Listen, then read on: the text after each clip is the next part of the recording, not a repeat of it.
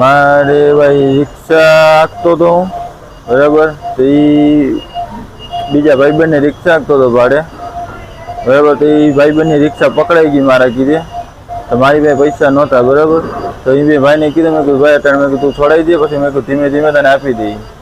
તો મેં એને કીધું કેટલા દેવાનું, તો એ મને કે 15,000 રૂપિયા. મેં કીધું ભાઈ લાઇસન્સનો દંડ મેં કીધું હું તને આપી શકું, 15,000 રૂપિયા ન આપી શકું, બરાબર. આ વાત છે વરદી પહેલાંની ભાઈ. તો પછી મને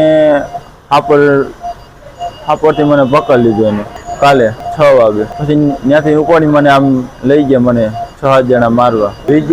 વિજયભાઈ મને પકડી લીધો, વિજયભાઈ કોડી અહીંયા ઉડકોમાં રહી. હા, હું એમની રિક્ષા લાવ્યો. ના લીધા નહોતા, રિક્ષા પકડાઈ ગઈ હતી મારા કીધે. આ ઓલો નો પાર્કિંગમાં ગાડી રિટર્ન કરી નાખી હતી મારા કીધે. 6 વાગે પકડી મને લઈ ગયા મને મારવા.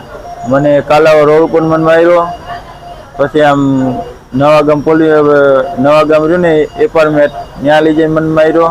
પછી ત્યાંથી આમ મને વાડીમાં લઈ જઈને મને માર્યો, 32 કિલોમીટર આગળ લઈ જાય. પાઇપ ને ધોકા અને શોટ દીધો ને છરી બતાવતો હતો, બસ એટલું જ વસ્તુ મારી હતી. ગયા ભાગે મને શોટ દીધા ને ડામ દીધા. 6 થી 7 જણા હતા, એમાં 3 જણાને ઓળખું, બાકીના બીજા એવી ભાઈ ઓળખે. વિજયભાઈ મને હાપર પોલીસ ચોકી વાળા પોલીસે બતાવી. એમને મારો બીજો ભાઈબંધ હતો ને, એને ઓળખતો હતો, એને લઈને મારા ઘરે ફોન કર્યો કે તમારા છોકરાને આવી રીતે ઘરેથી હાપરથી લઈ જઈશ ઉપાડી. તો મારા ઘરે સીધો અહીંથી પોલીસ ચોકીમાં કેસ કરી આવ્યા અને લોકેશન ઉપર મને પકડ્યો.